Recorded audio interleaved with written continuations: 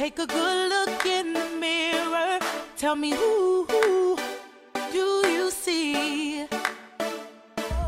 Keep your head up. Reflect on who you are. Yeah, that's you, bold as can be. Every feature on your face, your ears, your eyes, your nose, your teeth are as perfect as can be. So sing, I'm brave, I'm strong, I'm loved, I'm smart, and I'm unique. And there's no one else in the whole wide world exactly like me. Speak a little bit louder. The world is waiting on your voice. Be true to what you have to say. You know you've got the power, but only you can make the choice to do it your own way. The world's a oyster, you're the pearl. Let who you really are unfurl. Just be exactly who you are. Be proud and say, I'm brave, I'm strong, I'm loved, I'm smart, and I'm unique.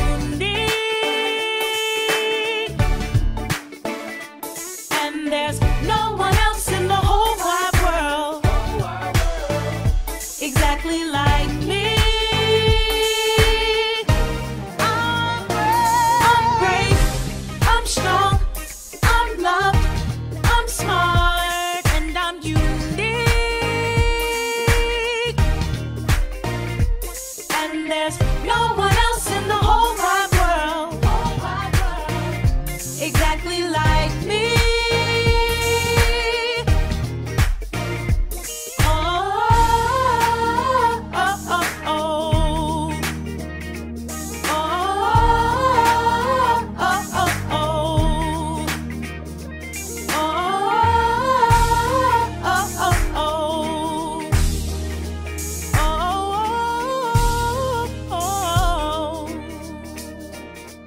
I'm brave, I'm strong, I'm loved, I'm smart, and I'm unique.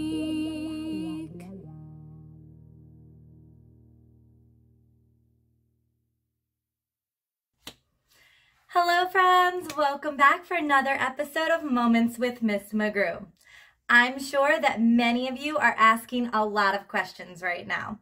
The first is probably, where are you, Miss McGrew? This doesn't look like your office, at home, or at school. You would be absolutely right. I am standing in front of my closet. And I'm sure you're probably wondering why. Well, we'll get to that in a minute. It ties into the second question I'm sure many of you are asking, which is, Miss McGrew, why are you wearing a Christmas t-shirt? It is May. It is not Christmas time. Well, friends, I have a confession to make. I struggle with putting my laundry away in a timely fashion. It's something I just really don't like to do. I think it's kind of boring. It's not something that I enjoy. And unfortunately, today I'm stuck with the consequences of that decision. I've been putting off putting my laundry away, and I'm stuck with Bumble on my shirt in the middle of May. You see, that makes me think of a letter that I got recently. I'm sure I'm not alone in this. We all have things that we don't like. In fact, one of my friends wrote to me recently and said, Dear Miss McGrew, sometimes I get bored in class and it's really hard for me to pay attention. What do I do? You know, that was a very brave letter. It takes a lot of courage to speak up for yourself and advocate and be honest and say, you know what? I don't like this. That's okay. There are tasks that all of us have to do that we don't like. And it's okay to be honest and respectful about that.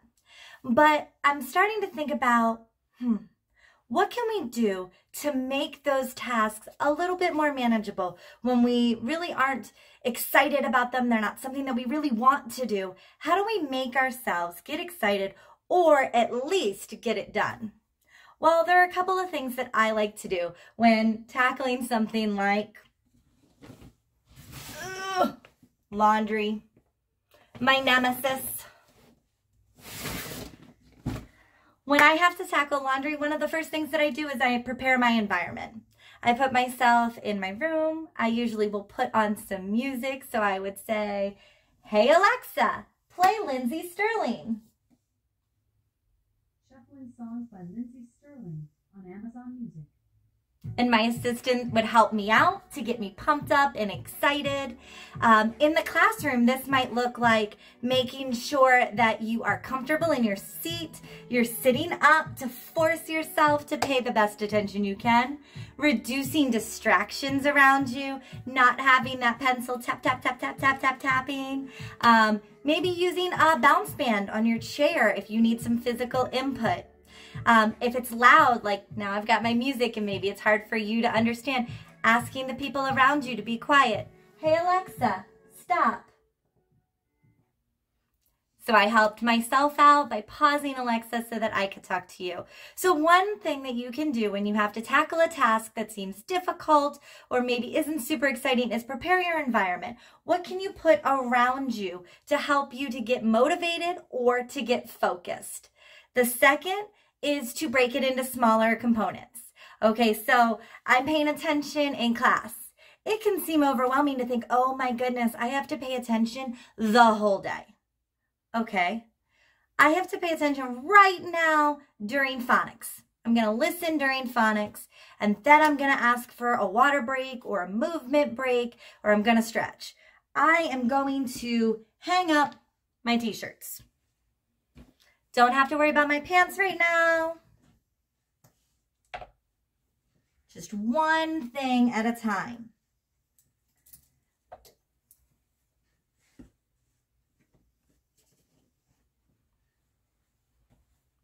I think you guys get the idea.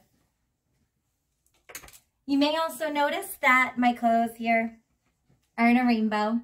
So organize the task. So if you are in math class and it's a little bit hard for you to focus, make sure that you're on the correct page. Where is your pencil laid out? Is your desk clean and neat and organized? Is the space around you at home prepared with everything that you need nearby so that I don't have to get up and go downstairs to the kitchen where I might get distracted by some chocolate chip cookies and end up missing out on my math. So prepare the space, organize and break into smaller components. And try to find fun in what you're doing.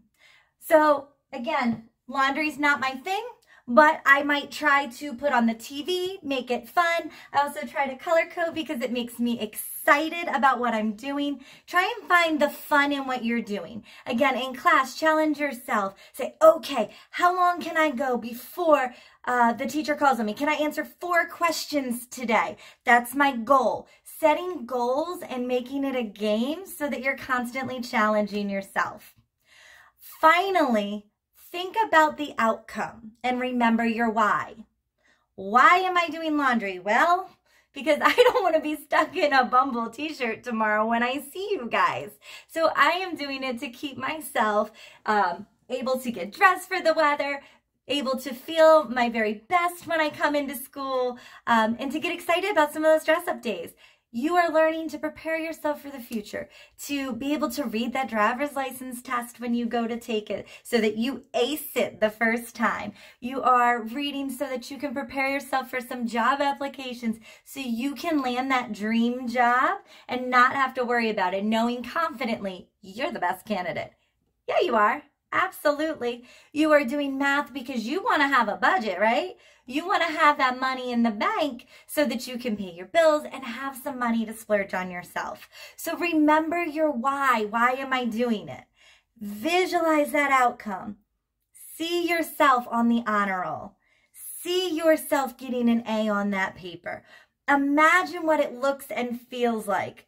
Imagine yourself with a clean bedroom. Imagine myself with my laundry put away, nice and organized, and then me feeling fashionable as I walk into the school confidently.